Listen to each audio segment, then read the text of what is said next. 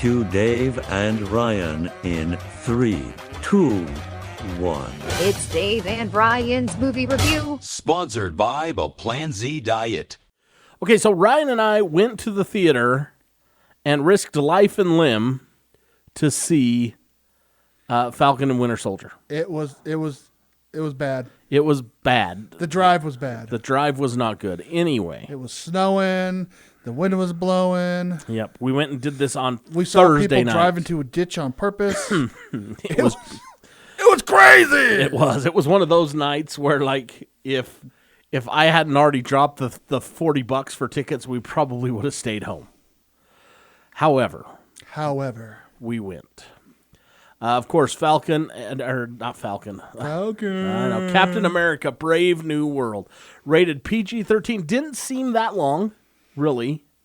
No, we're probably under a couple hours. Yeah, I think it was under 3. So it was well. There you go. It didn't need an intermission. Yeah. So, and of course, Anthony Mackie's in this one. Tim Blake Nelson is in this. Harrison Ford is the big name that is in this. Giancarlo Esposito is in this. You'll notice him. He's the Chicken Man from Breaking Bad. The Chicken Man. But this starts over where let's just get into it. I was not really happy with the movie. I wasn't. We talked about it afterwards. The story is good. Yeah. But I think let's temper our expectations. If you're going into this thinking that this is going to be another Winter Soldier, it's not. It's not even close. Although Bucky does show up. I guess that's not too big of a spoiler. Yeah, he's in it for like a couple of minutes. Yeah. Anyhow, Anthony Mackie is now Captain America. Yep. And it starts, they are kind of trying to get a package. Nobody really knows what the package is. And we'll talk about that in just a moment, in Mexico.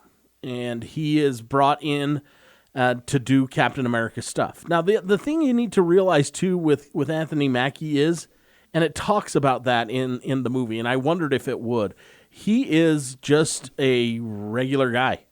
Yeah. He is exposed. He is like, he takes in with him what he has. He did not take the super serum. He is not a super soldier. He is just, Sam Wilson.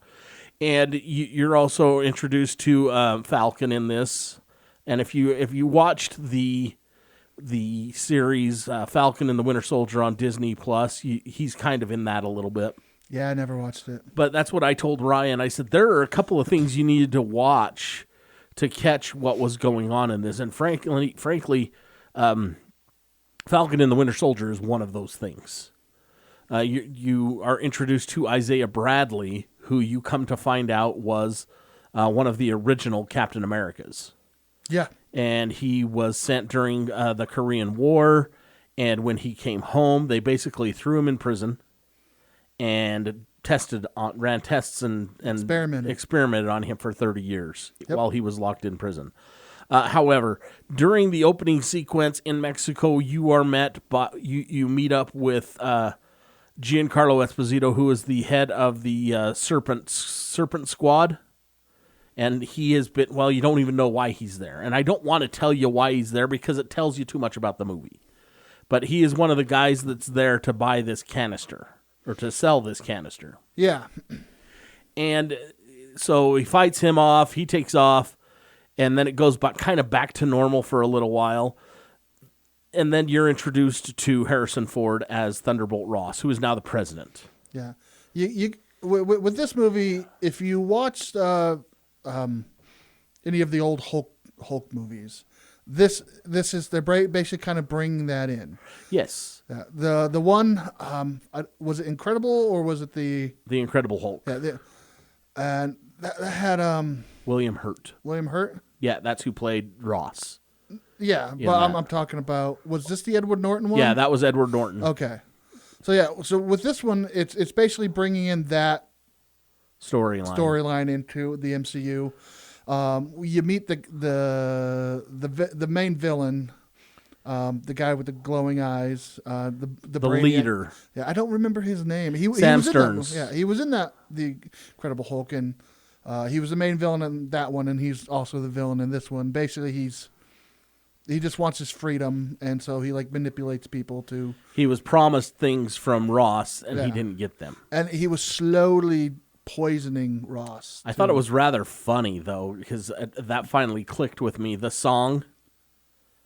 What? That he used to trigger all these people. What was it? What was the name of it? Mr. Blue. Oh, yeah. That's who he was in The Incredible Hulk when him and Edward Norton were conversing back and forth. He was Mr. Blue and Edward Norton was Mr. Green. Oh, okay. So anyway, you come to find out that he is up to no good, really.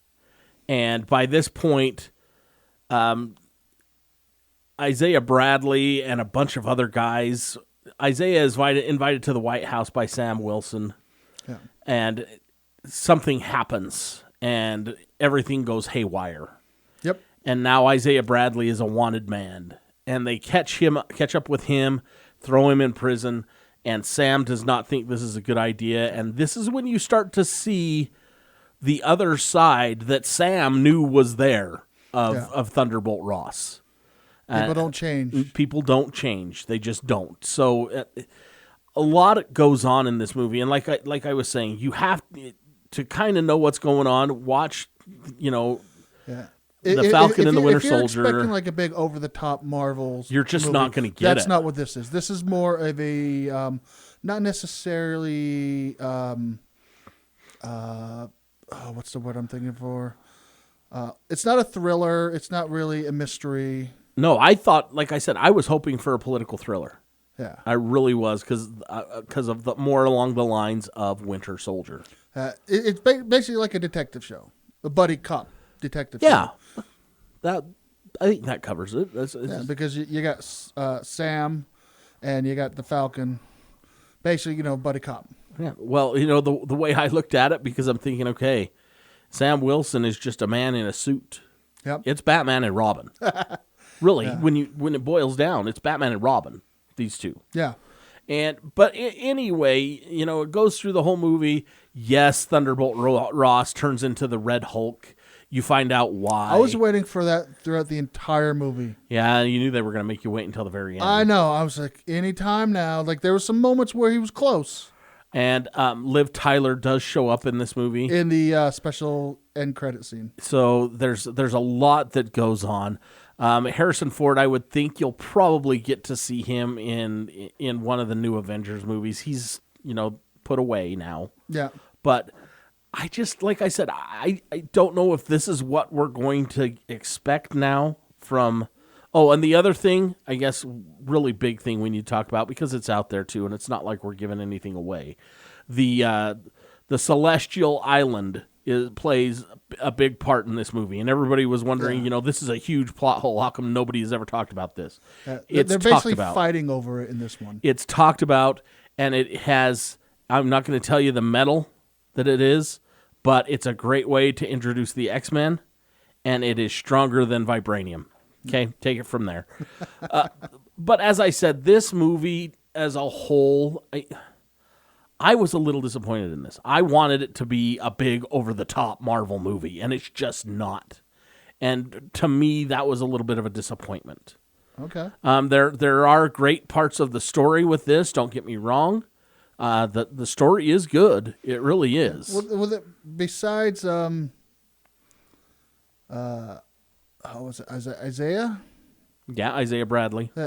There was really no superhero people in this. No, there wasn't. No, I do, however, I did like the little tiny Hungarian lady that was his head of security. Oh yeah, I think we'll see her more. Yeah. I think we will. She was a widow. Yeah. I think we'll see her more. But I just, sadly for me, I've been toying with it all day, and I've been struggling. I've got to give this one a 2.5. 2.5. 2.5 buckets. Oh. I expected more out of it, and maybe that was the problem. I went in with these lofty expectations, and I was disappointed in it. It's still an okay movie. It's still one of those movies that, put in there and watch. And the other thing about it is, if you're going to continue watching these Marvel movies and get into the new Avengers, so you've got to see this one. Yeah. You've got to. So I'm going to give it a 2.5. Okay, well, there's no secret that I don't like Mackie at all. I don't like his acting. I think he's a horrible actor. The story, we both agree that the story in this film, it was good. It was a good story. I thought Harrison Ford did an amazing job. But overall, I'm going to have to give this one 3 buckets. It's not horrible. It's not amazing. It's just okay. It's just okay. Now, that being said, some of the dogfighting scenes and the flying scenes when he's flying around and especially the one at the end, they're amazing. They are they're great. But I wanted more from this, and I didn't get what I wanted, if that makes sense. I honestly thought Mackie was going to die in this one. No, you hoped he would. I hope. They kind of hinted at it, and I was like, oh. Yeah, you hoped he would die in this know. one, but he just didn't. No. All right, so that's... Use your words. I can't. I don't think I've ever gone to a movie and been this disappointed. Yeah.